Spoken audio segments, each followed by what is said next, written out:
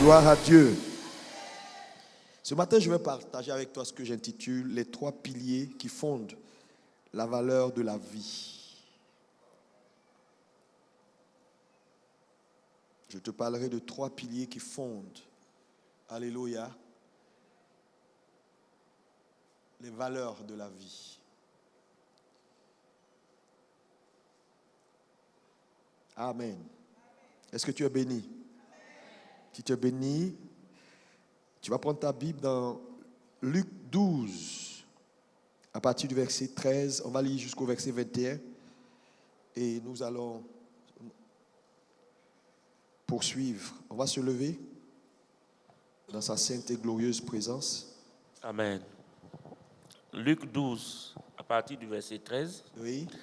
Quelqu'un dit à Jésus, du milieu de la foule, « Maître, dis à mon frère de partager avec moi notre héritage. » Jésus lui répondit, « Ô homme, qui m'a établi pour être votre juge ou pour faire vos partages ?» Puis il leur dit, « Gardez-vous avec soin de toute avarice, car la vie d'un homme ne dépend pas de ses biens, fût-il dans l'abondance. » Et il leur dit cette parabole. Les terres d'un homme riche avaient beaucoup rapporté. Et il raisonnait en lui-même, disant, « Que ferai-je, car je n'ai pas de place pour serrer ma récolte. Voici, dit-il, ce que je ferai. J'abattrai mes greniers, j'en bâtirai de plus grandes, j'y amasserai toute ma récolte et tous mes biens. Et je dirai à mon âme, tu as beaucoup de biens en réserve pour plusieurs années. Repose-toi, mange, bois et réjouis-toi. » Mais Dieu lui dit, « Insensé, cette nuit même, ton âme te sera redemandée. Et ce que tu as préparé, pour qui sera-t-il? Il en est ainsi de celui qui amasse des trésors pour lui-même et qui n'est pas riche pour Dieu. » Amen. Amen. Asseyez-vous dans sa glorieuse présence. Et donc, vous êtes d'accord avec moi que nous sommes dans un monde où la valeur des hommes est définie par éventuellement leur apparence, leur statut social ou ce qu'ils peuvent avoir comme bien matériel. N'est-ce pas? Mais nous savons également que, à côté de ça, quand on lit la Bible nous donne une autre perspective de ce que c'est que la valeur ou ce qui peut représenter la valeur d'un homme. Et ce matin, donc, je vais tenter de vous montrer 3 choses majeures qui fondent la valeur d'une vie que chaque enfant de Dieu doit poursuivre. Dis-moi Amen. Et donc, l'homme qui compte pour Dieu n'est pas l'homme forcément qui a beaucoup d'argent, qui a l'apparence d'une piété extérieure ou qui a beaucoup de biens matériels. Le texte que nous venons de lire, Jésus fait un commentaire pour dire « Ainsi sera la fin de tous ceux qui priorisent l'apparence, tout ce qui priorise le matériel. Oui, je suis parce que j'ai. » Non, on n'est pas parce qu'on a. On est parce qu'il est en nous. Alléluia. Leur fin sera ainsi s'ils n'ont pas fait le choix dans leur parcours d'être riches pour Dieu. Alléluia. Donc, l'homme qui compte pour Dieu est l'homme qui n'est pas défini par les standards superficiels que les hommes se sont donnés, qui définissent la valeur dans la vie, mais la valeur d'un homme qui compte pour Dieu est ancrée dans son identité en Dieu. Lorsque nous lisons 1 Samuel 16, verset 7, 1 Samuel 7, verset 7 nous dit ceci. Vas-y, lis ça rapidement pour que tout le monde puisse entendre.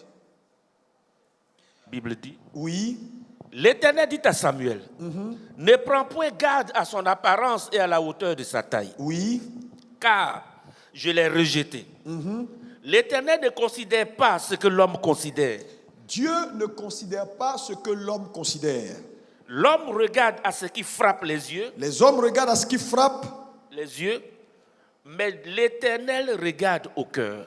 Dis avec moi, l'Éternel regarde au cœur. L'Éternel regarde au cœur. Et ce matin donc, je veux que tu saisisses avec clarté qu'est-ce qui est la pensée de Dieu lorsque Dieu dit cet homme est un homme de valeur ou cette vie compte pour moi. Ce n'est pas la multiplication de tes richesses. Ce n'est pas ton rang social. Bien que ce soit des choses importantes que Dieu veut pour vous, mais en réalité, c'est une conséquence. Alléluia, c'est juste une conséquence. Mais ce qui compte pour Dieu, alléluia, ce qui compte pour Dieu est plus que ce que nous pouvons apercevoir. Alléluia. C'est pourquoi je veux dire à quelqu'un dans cette salle ce matin, recherche ce qui touche le cœur de Dieu. Dis ça à ton voisin, recherche ce qui touche le cœur de Dieu. Oh, dis-lui ça. Le cœur de Dieu. Dis-lui ça avec force. Recherche ce qui touche le cœur de Dieu. Alléluia. Amen. Donc nous allons découvrir ce matin les 3 piliers qui fondent la véritable valeur d'une vie.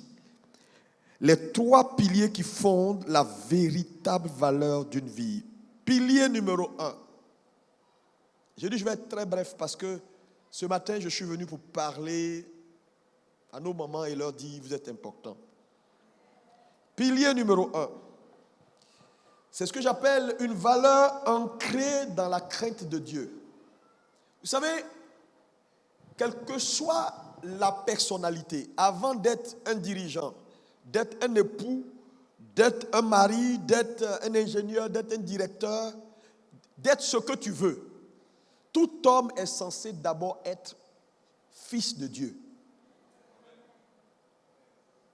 C'est-à-dire, qu'importe ce que tu es censé avoir comme titre dans la vie, tu es d'abord censé être fils de Dieu.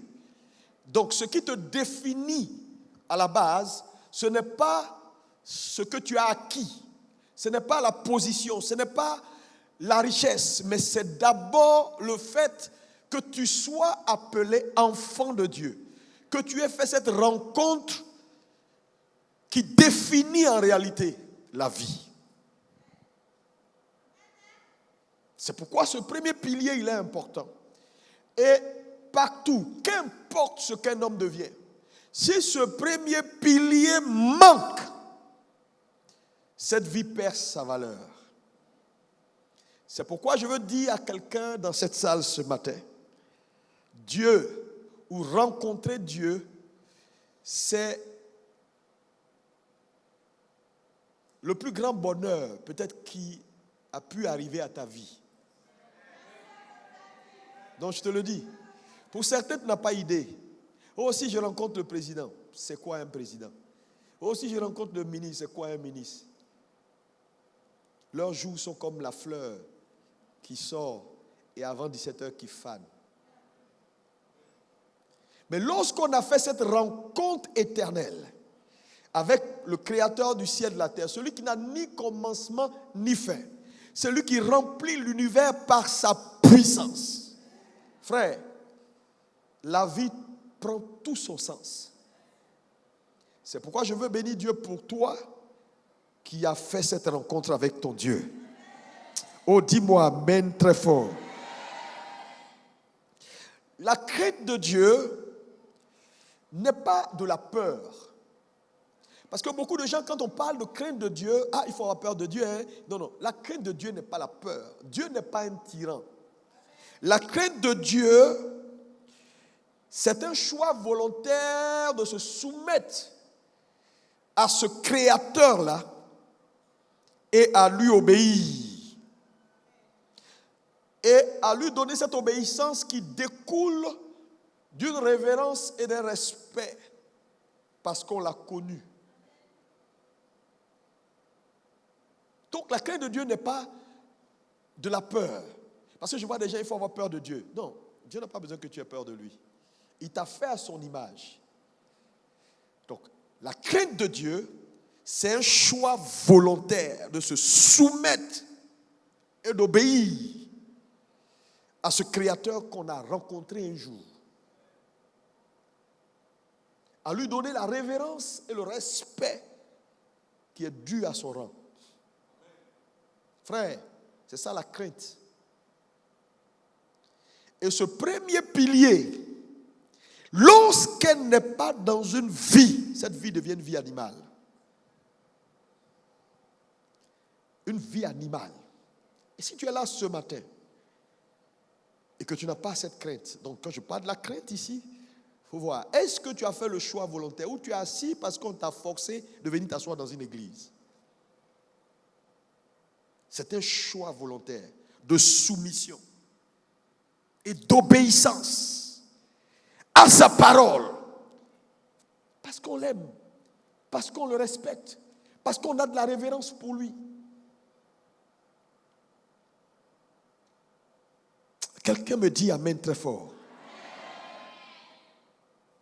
Quand vous lisez Proverbe 8, verset 13, la Bible parle de la crainte en disant, la crainte c'est la haine du mal. Ça veut dire quoi? Tout ce qui peut heurter Dieu. Parce que j'ai fait le choix volontaire. C'est un choix volontaire. Alors, je n'en veux pas. Donc, quand un homme n'a pas la haine du mal, il n'a pas encore fait le choix de ce premier pilier. Sa vie est sans valeur. Il faut haïr le mal sous toutes ses formes. Tu as commencé à craindre Dieu. Parce que tu peux être chrétien et avoir une vie qui ne compte pas pour Dieu. Et le premier pilier, c'est la haine du mal. La crainte. Un homme qui craint Dieu a peur du mal. Fuit le mal.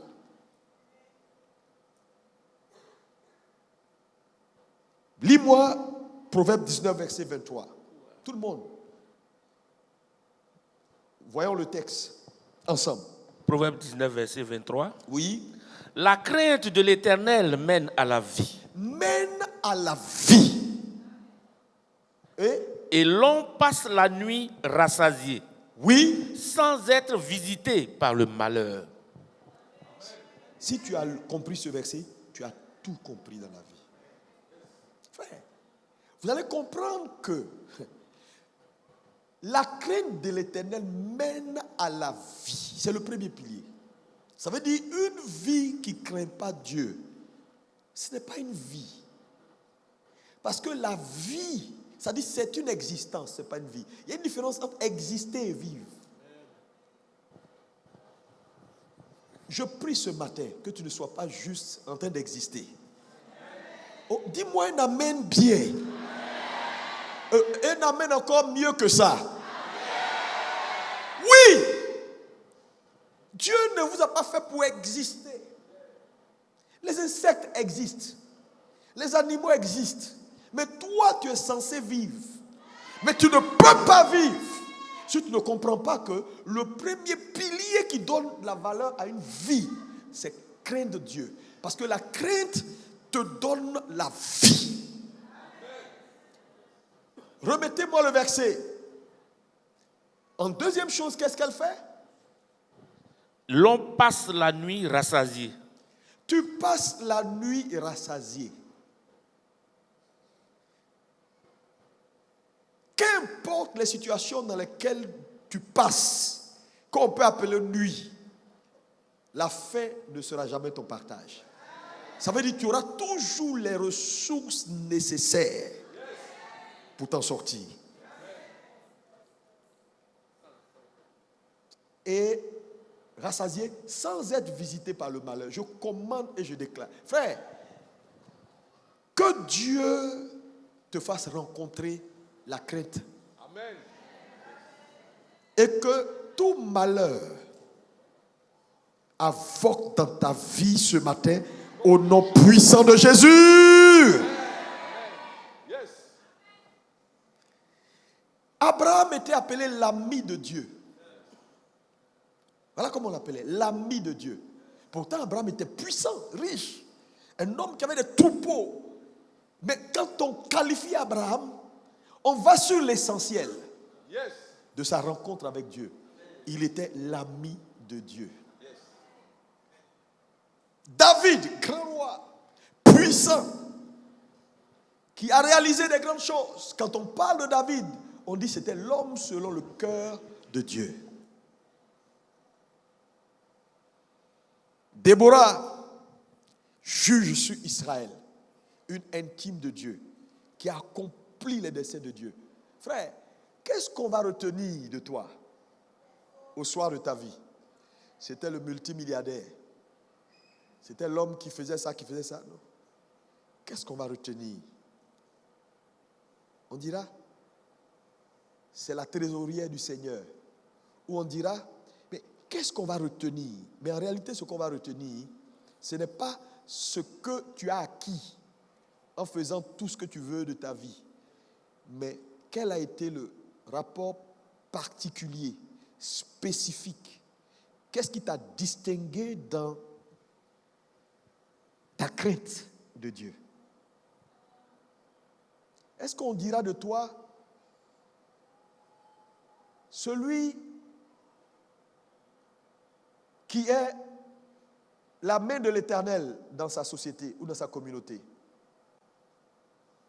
Est-ce qu'on dira de toi, ça c'est la dame qui a porté toute une famille et a amené cette famille à la lumière?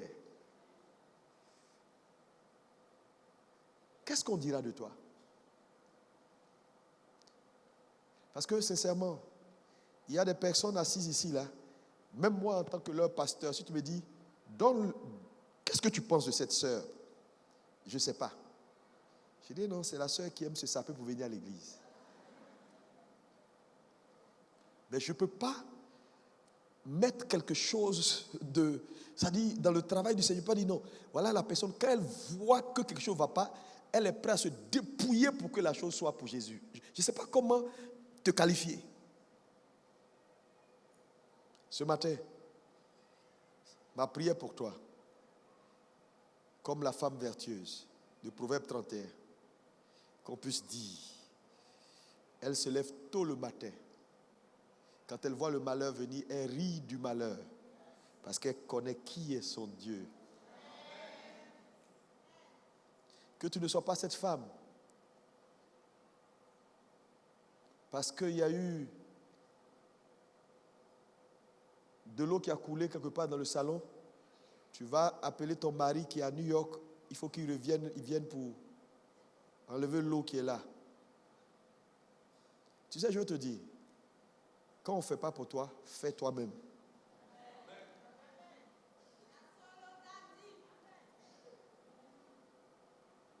La vie ne consiste pas en ce que vous avez et ce que vous accumulez, mais en la crainte que vous avez pour le Dieu d'Abraham, le Dieu d'Isaac. Lis-moi Proverbe 31, verset 30. La Bible dit, la grâce est trompeuse, la beauté est vaine. La femme qui craint l'Éternel est celle qui sera louée. La crainte de l'Éternel. Est-ce qu'on peut dire avec mon corps la crainte? La beauté se fane avec le temps. Le charme est superficiel.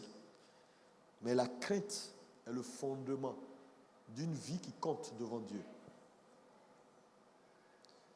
Je veux encourager quelqu'un à revoir sa priorité. Sans ce pilier, ta vie n'a aucun sens. Non. Quelqu'un doit retravailler sur sa crainte. Ce n'est pas la peur. Dieu ne te demande pas d'avoir peur de lui. D'avoir peur d'avoir accès. Non. Ah, Dieu me fait peur. Je ne sais pas comment. Non. Dieu ne te demande pas ça. Dieu te demande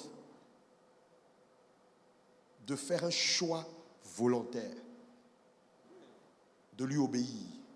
De te soumettre à lui. Vous savez, la soumission, quand un homme décide de se soumettre, il n'a plus de vie. C'est ça la crainte. Un homme qui craint Dieu est un homme qui n'a plus de vie. Tout ce qu'il fait, c'est avec la permission de Dieu. Amen. Dieu va te donner un nom que lui seul sait et que toi, il va te révéler ça plus tard. Tu sauras. soit tu es l'intime de ton Dieu. Quand Dieu va te voir, les gens vont t'appeler Sœur Carole. Mais Dieu, quand il t'appelle, c'est par le nom de votre rencontre. Est-ce qu'on peut acclamer le Seigneur? Moi, je sais que Dieu m'appelle par un nom. Je le sens et je le sais. Je le sens et je le sais. Que quand Dieu me regarde, il y a un nom qui est sur moi. Et tu vas voir que quand cette crainte va être bâtie en toi, ça va se dégager naturellement. À un moment donné, quand on va te regarder, tu es pasteur, mais il y a pasteur puis il y a pasteur. Toi, tu seras spécifique, spécial. Parce qu'il y a quelque chose qui va te caractériser dans ta communion avec Dieu. Ce ne sera pas ton argent. Ça ne sera pas, on ne dira pas, c'est le pasteur qui a 10 voitures. Non, ce n'est pas le pasteur qui a beaucoup de monde. Non, ce ne sera pas ça. Mais ce sera quelque chose de spécifique. Il y a un fardeau, il y a quelque chose de spécifique. Alléluia. Qui va te caractériser. Quand on va te voir, on va dire ce type-là, s'il vient ici, là, tu vas voir, sans même mentir, il va faire ça. C'est ce que la crainte fait. Elle te distingue dans ta génération. C'est un pilier important. Si tu vois trop de gens communs, c'est parce qu'ils ne craignent pas Dieu. Non, ils ne craignent pas Dieu. Non. Les gens aiment la présence de Dieu. Ils savent que Dieu est puissant, mais ils ne craignent pas encore Dieu. Ce matin, dis à ton voisin, craignons Dieu. Parce que c'est quoi la crainte? Décide volontairement de te soumettre et de lui obéir.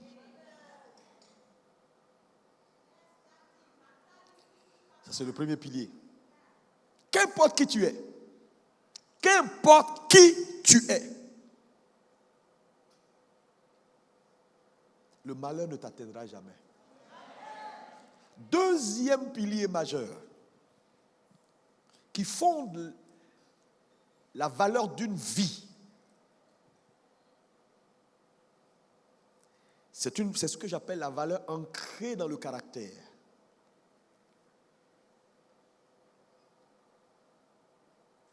Vous savez, il faut bien m'écouter ce matin.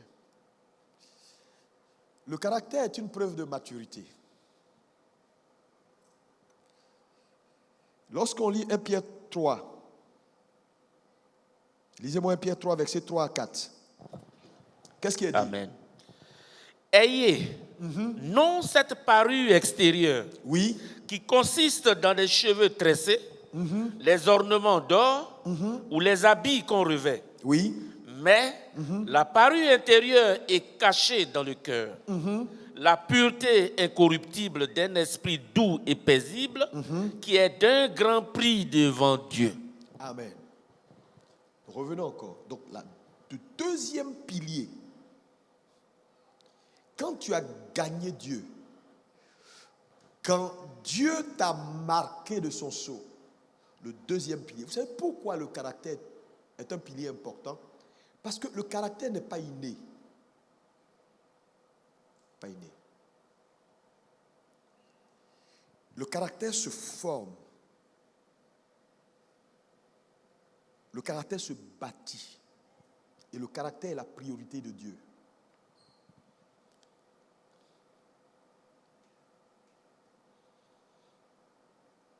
Le caractère, c'est ce que tu es au quotidien, que personne ne voit. C'est ce que tu es, même quand tu plaisantes. Ah non, je plaisantais. Non, tu ne plaisantes pas. Tu es ça.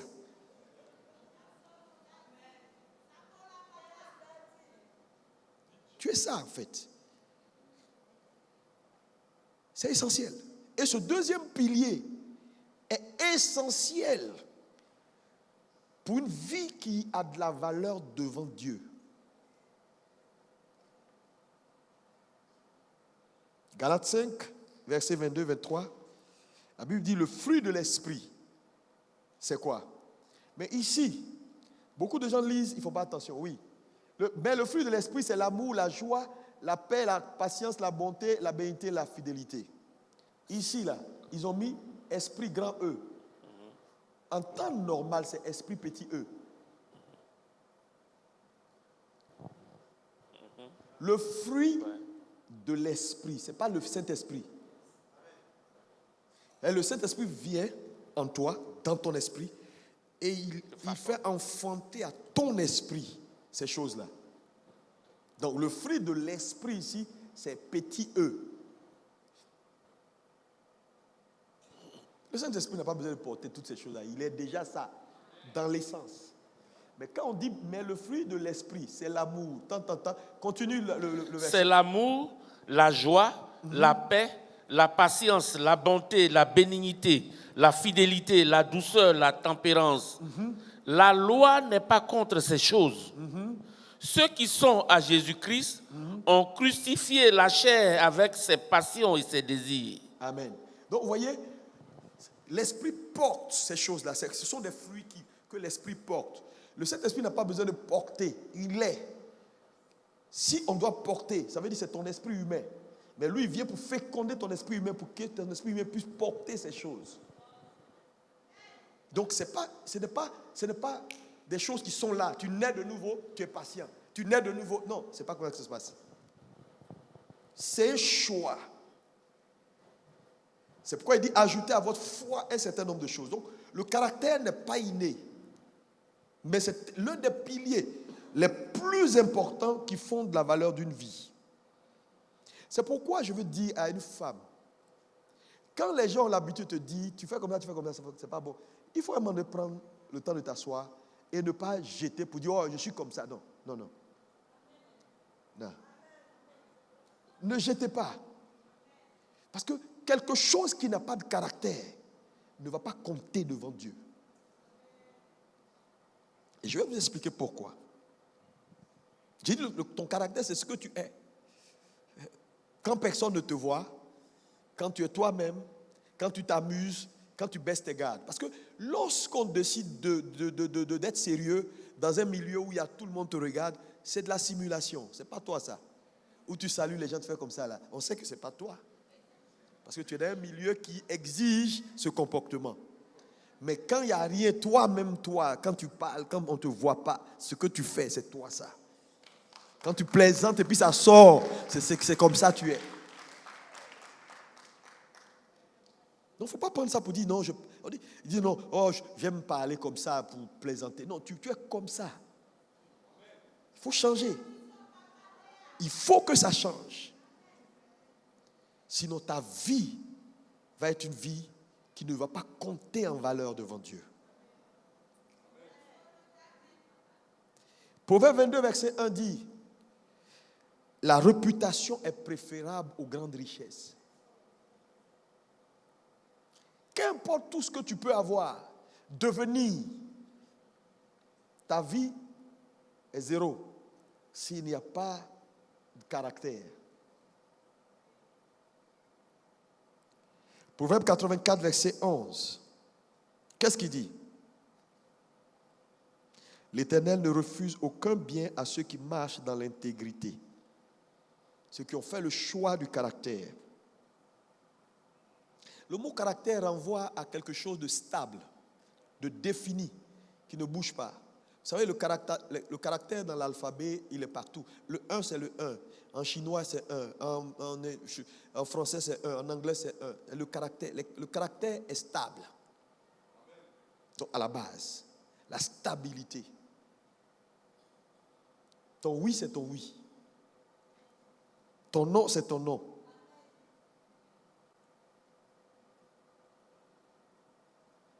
Les hommes de caractère ont une parole.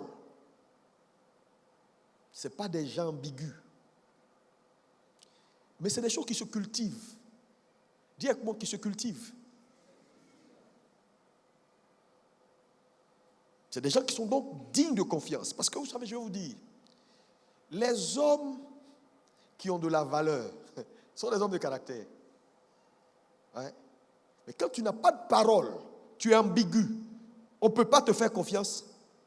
Dis-moi, qu'importe le titre qu'on te donne, les gens vont peut-être si on les oblige à te célébrer, ils vont te célébrer, mais dans son cœur, il sait que tu n'as aucune valeur. Parce que la véritable valeur, même dans nos sociétés africaines, ne tient pas à ton titre ou à ce que tu as, mais à ce que tu as choisi de devenir et à avoir comme valeur. Et le caractère, avoir une parole importante. Les hommes de caractère agissent avec justice. C'est-à-dire, c'est des gens, comme la Bible a dit tout à l'heure, qui n'aiment pas le mal, qui sont honnêtes et disciplinés. Honnêtes. Il est honnête avec... Quand tu vois un homme qui n'a pas de caractère, vous mettez l'argent dans ses mains. Il n'est pas sérieux avec l'argent, il n'est pas honnête. Un homme en qui tu ne peux pas, avec qui ou à qui tu ne peux pas confier les richesses injustes. Les richesses injustes dans la Bible, c'est l'argent, c'est le matériel. La Bible appelle le matériel richesse injuste. Si on ne peut pas te faire confiance avec ce qui est injuste, comment on te donnera ce qui est éternel? Ouais, jusqu'à où avoir du caractère ou ne pas avoir du caractère peut te priver la vie éternelle. Ne jouez pas avec ça. C'est pourquoi en ce jour de fête des mères, je voulais encourager nos sœurs à avoir du caractère. Tu es une femme, c'est vilain de voir une femme qui n'a pas de caractère, qui parle.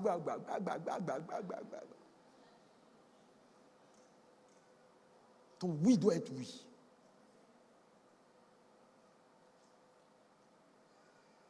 Tu n'as pas besoin d'aller te faire de la coubette parce que tu as besoin de quelque chose.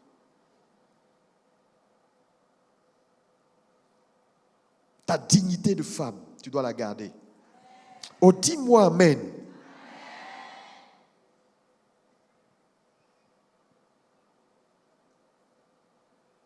Tu dois aimer la justice. Tu dois te discipliner en tant que femme. Les hommes de caractère honorent Dieu dans tout ce qu'ils font. Quand tu les vois, ça honore Dieu. Dans leur façon de se tenir, dans leur présentation, ça honore Dieu. Quand ils parlent, ça honore Dieu. Quelqu'un disait quelque chose qui m'a fait un peu rire. Il dit, quand la tête est vide, c'est la bouche qui souffre. Il raconte des bêtises parce qu'il n'y a rien dans sa tête. Quand tu le vois raisonner, même tu veux fuir.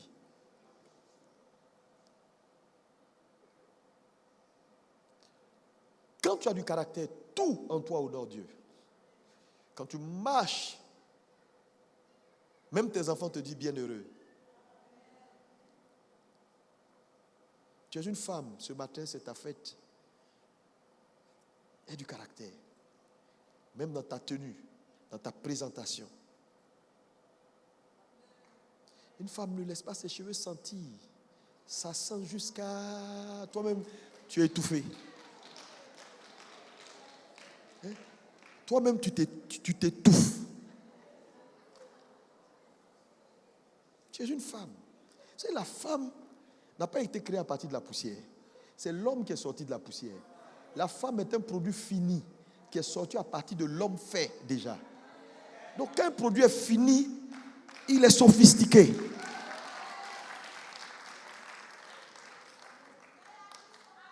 Dis-moi un bon amen si tu es d'accord.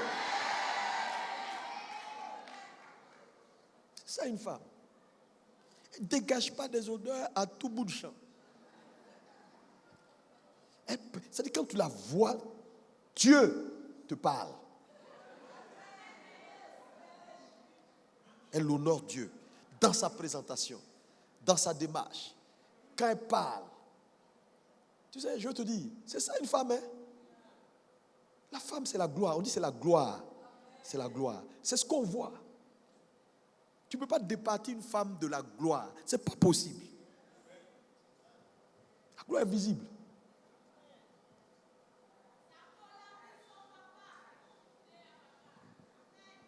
Dans ton service, élégance, l'élégance dans le service.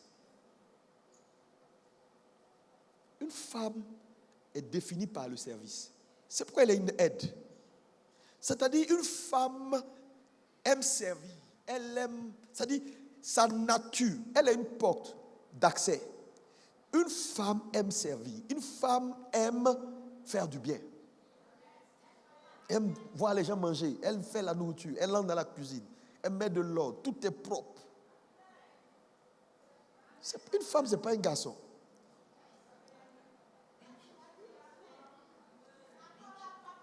Une femme, quand elle marche pas comme un militaire. Non, l'élégance. Voilà, hein. Maman Zarou, reviens ici. Reviens. Voilà, on sent. Tu vois, elle ne fait pas des efforts. Que Dieu te bénisse.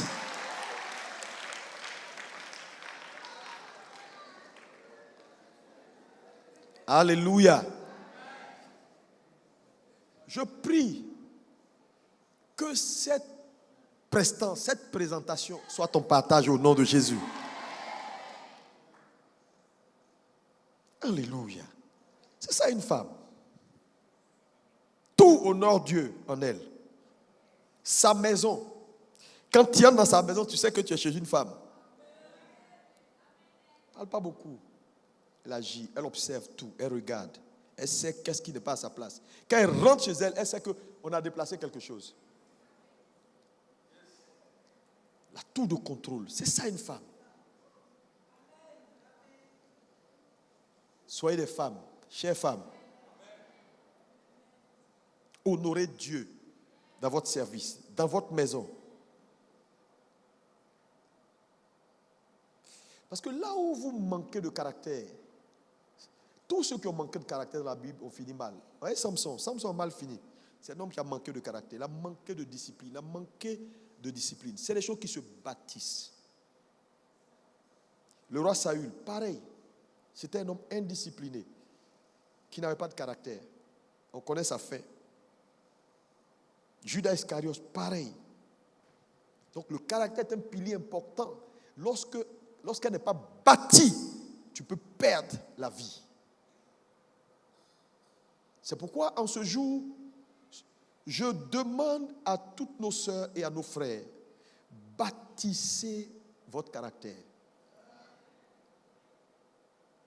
Travaillez pour être des hommes droits.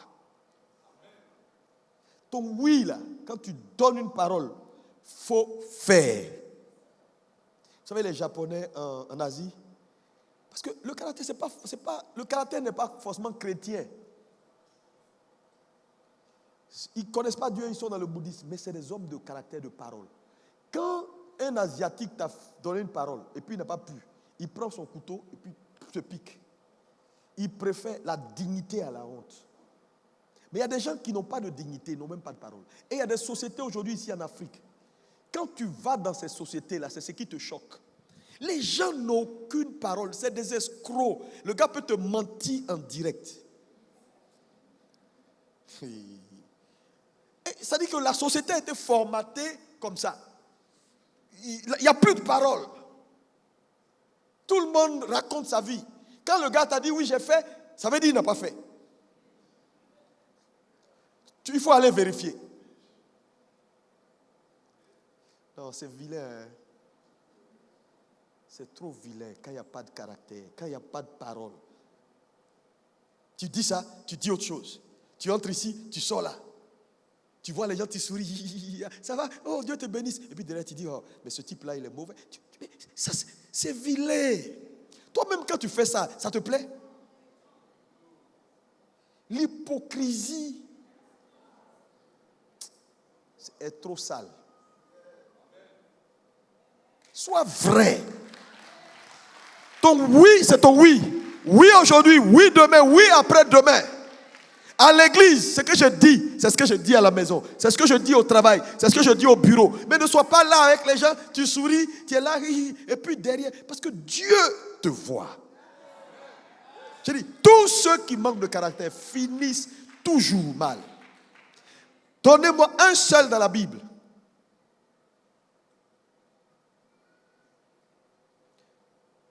Un seul. Qui n'a pas laissé Dieu et qui n'a pas travaillé pour bâtir son caractère et qui a bien fini. Je ne dis pas qu'on ne peut pas commettre une erreur. Pierre a commis une erreur, mais Pierre était un homme de caractère. Non, c'était un homme de caractère. Les erreurs, tu peux les commettre, mais sois un homme vrai. Ce matin, dis à ton voisin, sois un homme vrai.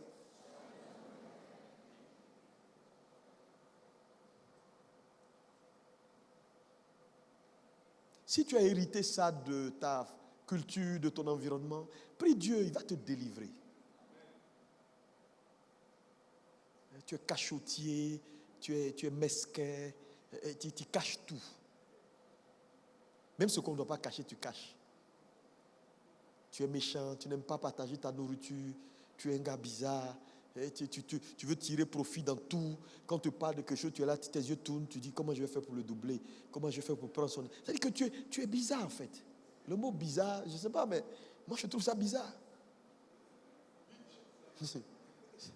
Tu es bizarre. C'est-à-dire, je suis ces gens-là, et tu viens à l'église, tu ne veux pas changer. On te prêche tous les jours, tu ne veux pas changer. Qu'est-ce qu'on peut faire pour toi? À un moment donné, Dieu, il perd espoir te concernant, puis il te laisse. Quand le Saint-Esprit te laisse sur certaines choses, il te dit tous les jours, puis tu ne veux pas changer là. Tu es en danger, hein? Parce que Dieu ne va pas faire de compromission. Oui, tu sais, quand il dit, nous sommes nés de nouveau, Jésus est venu pour une seule raison, pour que nous puissions aller à sa ressemblance là. Jésus était un homme de caractère.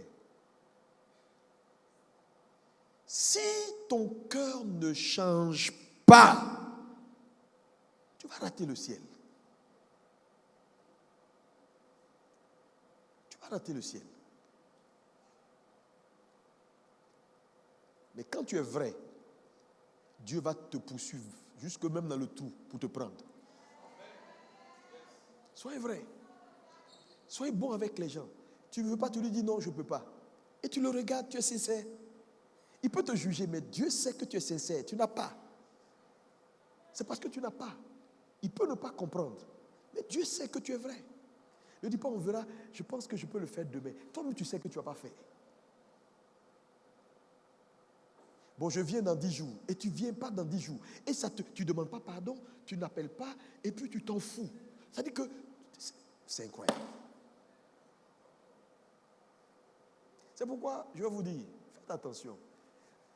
La soi-disant haute spiritualité dans laquelle tu marches là, n'a rien à voir avec ton caractère. Il y a des gens hautement spirituels, mais qui ont mauvais caractère. Et Dieu préfère quelqu'un qui a bon caractère, qui ne sait pas prier, qui n'arrive même pas à chasser 3 démons. Avec un tel homme, Dieu peut faire des exploits. Mais Hiko, Paria, Hiba, tous les jours c'est toi, Hiba, tu es toujours en esprit. Mais tu n'as aucune parole. Tu es toujours critique. Tu es faux. Tu es faux. Être faux, ça dit ce que tu présentes et ce que tu es là, c'est différent. Tu es faux. Ton cœur est comme ça balance. Ta spiritualité est zéro. Est zéro. Est zéro.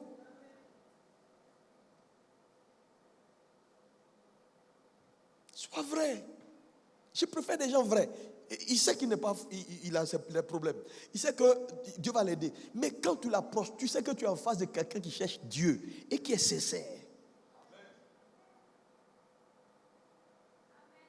Que ce matin, Dieu bâtisse nos caractères. Mais je vous dis, à ce niveau-là, faites très attention. La responsabilité n'est pas sur Dieu, c'est sur nous. Parce que le tempérament, il est inné, mais le caractère, il est acquis. On décide de changer ça, de ne plus être comme ça.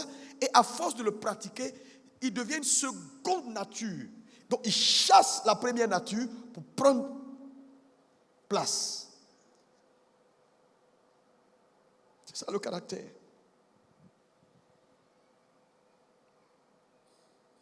Lève la main droite, dis Seigneur, aide-moi ce matin à bâtir mon caractère, à être un véritable enfant de Dieu.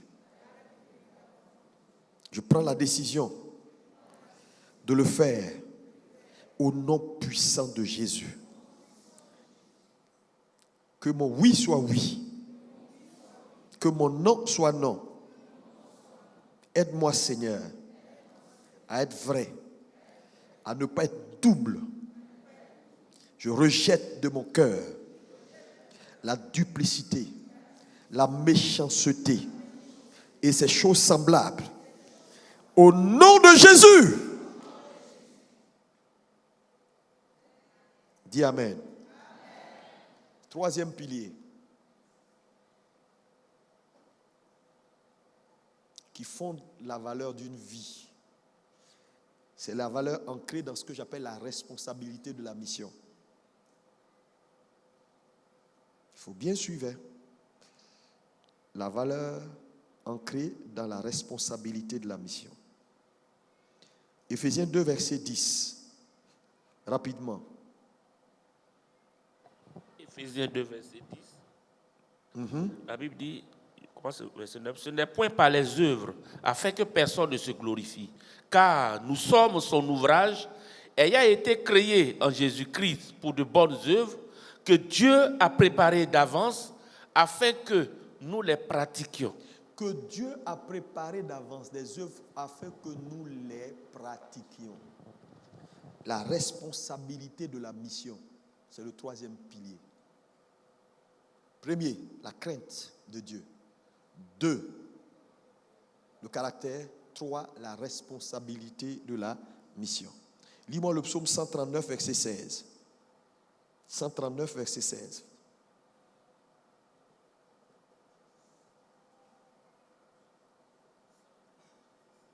« 139. Quand je n'étais qu'une masse informe, tes yeux me voyaient. Et sur ton livre étaient tous inscrits les jours qui m'étaient destinés, avant qu'aucun d'eux existât. Que tes pensées, ô Dieu, me semblent impénétrables. » Amen. Merci. Donc, il dit que tes pensées, ô Dieu, me semblent... Non, vas-y, remonte rapidement. Au verset 16. Verset 16. Quand je n'étais qu'une masse informe, tes yeux me voyaient. Et sur ton livre était quoi? Tout inscrit les jours qui m'étaient destinés, avant qu'aucun d'eux existât. La responsabilité de la mission. C'est le troisième pilier. Quand Dieu fait la création, Dieu donne à l'homme un mandat. Soyez féconds, multipliez, remplissez, assujettissez, dominez. On appelle ça des mandats de responsabilité. Ça veut dire, tu n'as pas seulement été créé, mais il y a des choses essentielles. Si tu ne les fais pas, ta vie va perdre le sens. Parce que sur les jours, sur la vie que Dieu te destine, il y a des écritures que tu dois accomplir. Et la responsabilité de la mission est quelque chose que beaucoup de chrétiens ignorent. Ils pensent qu'ils vivent, je suis chrétien, c'est suffisant. Non, mon ami. Non, il ne suffit pas de craindre Dieu ou d'être un homme qui a du caractère. Découvrir la responsabilité de la mission est essentiel comme troisième pilier pour donner un sens à sa vie. Numéro 1, ta mission vis-à-vis de toi-même, elle est importante. Parce qu'il y a une mission que Dieu t'assigne. 2, vis-à-vis de ta famille. Vous savez, quand la Bible dit, par exemple, j'étais jeune, j'ai vieilli, jamais je n'ai vu le juste abandonner ni sa postérité mendier son pain, c'est une responsabilité. Tu as la responsabilité pour que cette parole-là s'accomplisse dans ta vie et celle de tes enfants.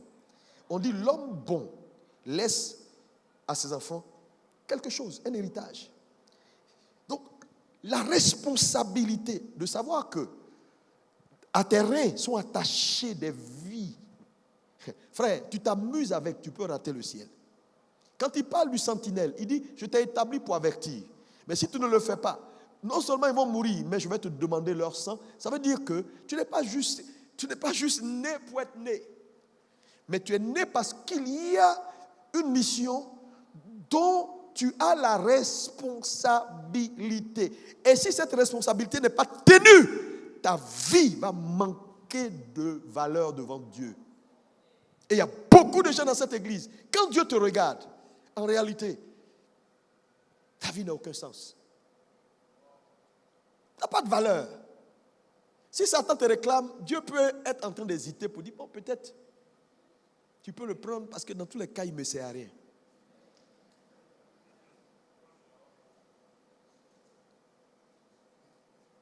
Il ne me sert à rien. Lis-moi Deutéronome 6, versets 6 à 7. Ta famille, tes enfants, ta santé. Tu sais, je vous dis, la responsabilité, elle est importante. Il ne faut pas croire que Dieu t'a fait pour être fait. Si tu tombes malade et que tu pars avant le temps, c'est un peu comme si tu arrives dans une salle où il est 7 heures du matin et tu dis aux gens, bonne soirée. Bonne nuit. Les gens vont te dire, mais attends, tu peux pas me dire bonne nuit maintenant. Il est matin. C'est de la normalité. Il ne faut pas croire que, c'est-à-dire ta vie, c'est pour toi, tu en fais ce que tu veux. Non, tu ne peux pas en faire ce que tu veux. Si tu pars maintenant, tu vas handicaper certaines personnes. Si tu tombes malade maintenant, il y a des gens qui vont avoir des problèmes parce que tu es tombé malade, tu es incapable. Dieu, c'est ça la loi de l'interconnexion. Tu ne peux pas ne pas te prendre au sérieux. Si tu rates la responsabilité de la mission, ta vie n'aura pas de sens. Amen. Tu vois, des gens, ils sont là, ils marchent, ils sont là. Même quand ils viennent, ils sont là. Ils viennent à l'église, ils pensent qu'ils viennent pour eux. C'est parce que tu n'as pas compris que tu ne viens pas pour toi. Amen. C'est pourquoi tu penses que tu peux écouter le message, tu peux ne pas écouter, tu peux gratter ton visage pendant qu'il y a le message, tu peux te tenir dans n'importe quelle posture. Non. Que Dieu te rééduque. Amen. Tu ne serais pas là si ta maman avait fait ce qu'elle veut. Amen.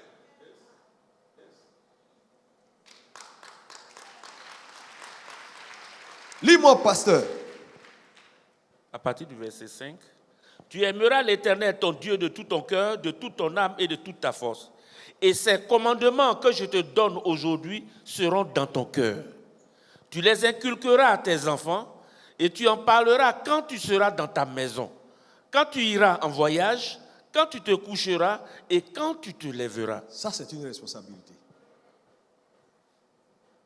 Il y a combien de gens qui prient dans leur maison, qui parlent à leurs enfants quand ils sont levés, quand ils dorment et quand ils vont en voyage.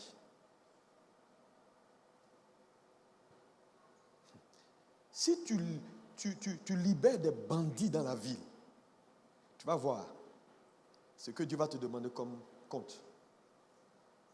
Si tu libères des femmes prostituées dans la ville, tu vas voir ce que Dieu va te demander comme compte. Tu n'as pas le droit de ne pas éduquer tes enfants pour qu'ils deviennent un problème pour d'autres.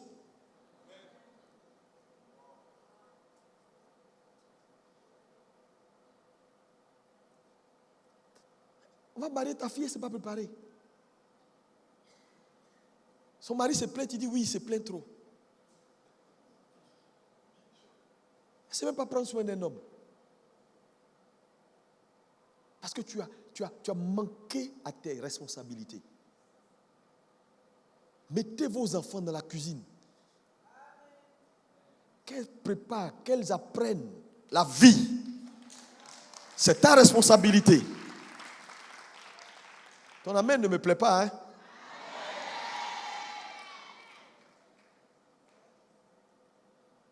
Lis-moi Proverbe 31, verset 27. Regardez Proverbe 31, verset 27. La femme vertueuse, oui. Qu'est-ce qu'il dit? Elle veille sur ce qui se passe dans sa maison. Oui. Et elle ne mange pas le pain de paresse. Oui. Ses fils se lèvent et la disent heureuse. Son mari se lève et lui donne des louanges. Plusieurs filles ont une conduite vertueuse, mais toi, tu les surpasses toutes. Une telle femme-là, qui a pris ses responsabilités-là, elle est louée. Et on dit une telle femme, qui peut la trouver? On ne la trouve même pas. Parce que c'est une perle rare. Je vais vous dire, les hommes de valeur, on ne les trouve pas. Hein. Quand tu vois quelqu'un qui apparaît, qui est tout le temps en train de se faire, c'est pourquoi il faut que Dieu vous donne du caractère. Tu te vends moins cher. On dit anniversaire ici, tu es assis. Fête ici, tu es assis. Mariage ici, tu es assis. C'est toi qui es tout le temps en train de bouffer.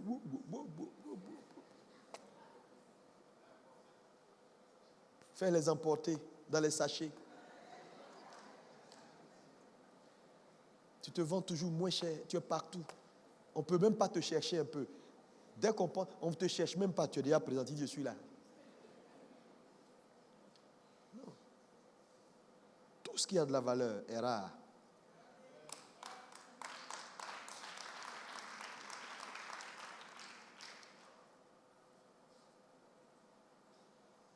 Tu as une responsabilité vis-à-vis de toi, vis-à-vis de ta maison, vis-à-vis des autres. Deviens un agent de paix. Ça également, c'est d'avoir de la valeur. Quand Dieu te dépose dans un environnement, cultive la paix. S'il doit avoir un problème, ça ne passera jamais par toi. Oui. S'il doit avoir par là, non, pas moi. S'il doit avoir des commérages, ça ne passera jamais par toi. Parce que tu as un mandat, tu as une responsabilité. Il dit, ceux qui procurent la paix sont appelés fils de Dieu. Fils. Tu es tout le temps en train de faire des palabres avec les gens, tout le temps en train de parler mal aux gens. Tu dis, moi je suis comme ça, ma bouche là, elle n'est pas encore sanctifiée. Et tu es content de dire ça. Tu dis ça avec plaisir.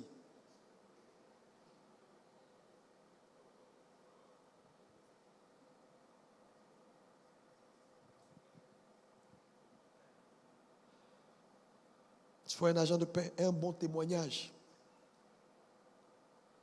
C'est le témoignage qui est la lumière. Ton témoignage, c'est ta lumière. Quand il dit sois la lumière, soyez la lumière du monde. Il dit on n'allume pas une lampe pour la mettre sous le boisseau. C'est ça ton témoignage. Sois la lumière. Quand les gens te voient, qu'ils bénissent Dieu. Parce qu'ils ont enfin vu, tout ce qu'ils lisent dans la Bible, ils ont enfin vu un prototype. Il y a quelqu'un qu'on peut appeler chrétien. Ça, c'est un chrétien, ça. Ah, donc c'est comme ça les chrétiens sont. Ils sont gentils. Quand tu les approches, même quand tu leur parles mal, ils sourient. Procure la paix. Salue les gens, sois bon. Sois joyeux. Moi, il y a des gens, quand je les vois, je suis content parce que c'est des gens joyeux. C'est des gens qui procurent la paix. C'est des gens, quand ils sont là, tout va bien.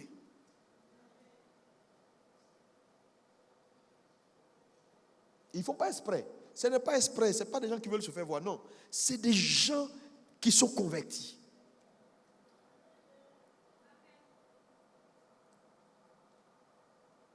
Même quand ils ne comprennent pas, ils ne vont jamais aller demander à quelqu'un ou dire autre chose. Ils vont venir devant toi pour dire, ça là, je n'ai pas bien compris. Qu'est-ce que tu voulais dire? Et puis il va prendre ça à la source. Il ne va pas les raconter. Mais tu n'as pas vu, il n'a pas dit ça, il a dit ça, il n'a pas dit ça, il a dit ça.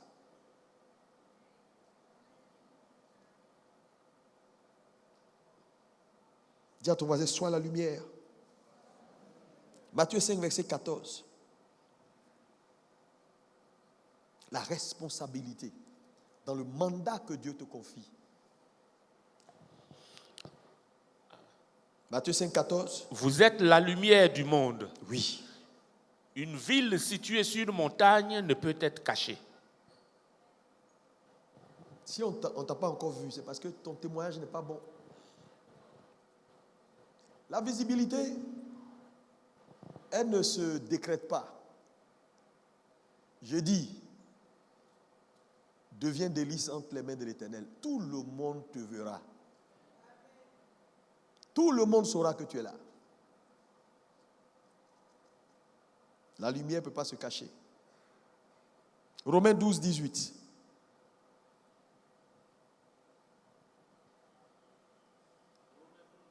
Oui. S'il est possible, autant que cela dépend de vous, soyez en paix avec tous les hommes. Soyez en paix.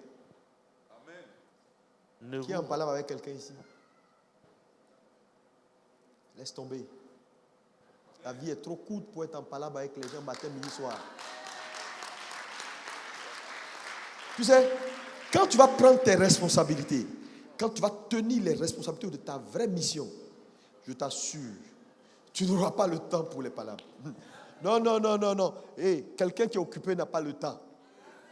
Pour les oya, oya. Non, non, non, toi aussi.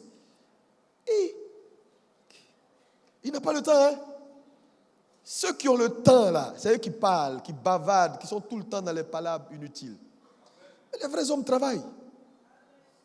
Quand tu viens à l'église, tout est en place. Les gens travaillent. Les gens travaillent, ils réfléchissent comment bâtir, comment réunir. Ils sont au-dessus de leur famille, ils sont en train de se battre. La vie est pesante. Parce qu'on a un ennemi qui est perpétuellement en train de vouloir détruire l'œuvre. Mais quand on a la responsabilité de la mission, nous sommes comme les... comment il s'appelle? J'ai oublié son nom. Mais celui qui allait rebâtir la muraille. Néhémie. Aux aguets pour colmater les brèches. On n'a pas le temps. Lui, il était en voyage. Il était à Istanbul. Mais c'est comme s'il était à Abidjan. Il travaillait, il faisait ses trucs. Mais quand tu travailles, tu travailles. Quand Dieu vous donne la conscience de la mission et qu'il vous aide à prendre votre responsabilité, la vie chrétienne, ce n'est pas venir s'asseoir dans une église. Il y a quelque chose attaché à ta présence et au fait que Dieu ait fait tout cet investissement-là dans ta vie. Paye le prix. Parce que le service est l'acte le plus élevé dans ton adoration. Ton service, servir Dieu. Je dis, ce n'est pas chanter, hein. Chante, parle, oh Seigneur, pleure. Si tu n'as pas la responsabilité de la mission, ton adoration est encore bancale. Parce que pourquoi le service est l'acte le plus élevé dans l'adoration d'un homme? Parce qu'en réalité, le service, le vrai service, le service bâtit le corps. Et le corps, c'est Christ. Donc, un homme qui a la tâche pour bâtir le corps, c'est ça l'adoration.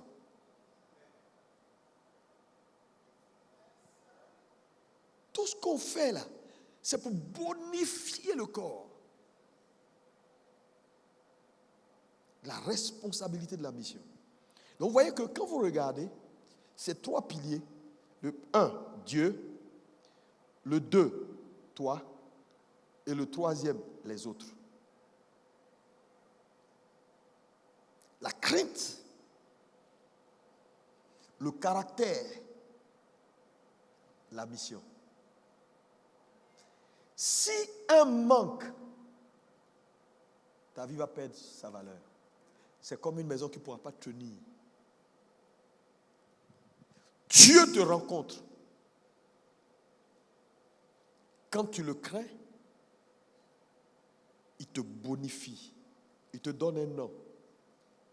En deuxième étape, cette rencontre va créer en toi le vouloir et le faire pour être à son image et à sa ressemblance. Et étant à son image et à sa ressemblance, la conscience de la responsabilité de la mission. On ne peut pas les départir.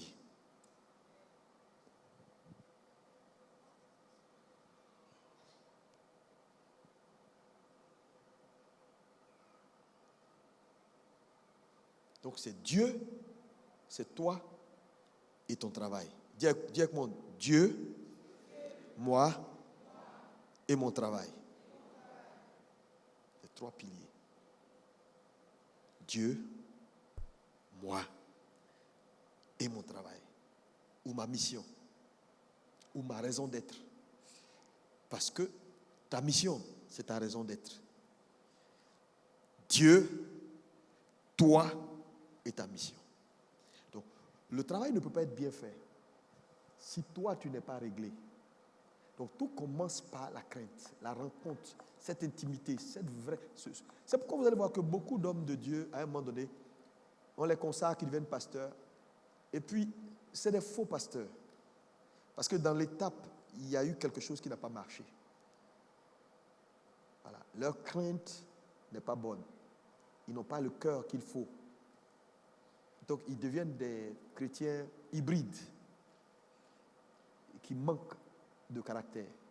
Le gars, il est là, il a enceinté toutes les sœurs de l'église. Le gars, il est là, il prend l'argent de l'église, il ne fait que bouffer. Il bouffe. Il ne sert pas Dieu. Il dit les choses, il dit le Saint-Esprit a dit, il raconte. Il ne craint pas Dieu, son cœur n'est pas droit. Son cœur n'est pas droit. Il n'a pas le sens de la responsabilité de la mission. Ce n'est pas un vendu. Frère, est-ce que ceux qu'on appelle les vendus pour Dieu? C'est ceux qui n'ont pas de vie. Si Dieu dit pip, il est au garde à vous. Au garde à vous. Il n'y en a pas beaucoup. C'est pourquoi Dieu a toujours cherché des hommes. Il dit, je cherche un homme, qui enverrai-je? Parce qu'en réalité, trouver des hommes qui ont compris et dont la vie a de la valeur, ce n'est pas donné. Hein? Les chrétiens, il y en a beaucoup. Mais les hommes de valeur, il n'y en a pas beaucoup. Ce matin, je suis venu t'encourager en cette journée des femmes. Pour te dire, femme, donne un sens à ta vie. Ton histoire n'est pas terminée. Elle ne peut pas finir comme ça. C'est-à-dire, elle ne peut pas finir tant que tu n'arrives pas au sommet. Ce matin, il faut te révolter. Repars vers ton Créateur.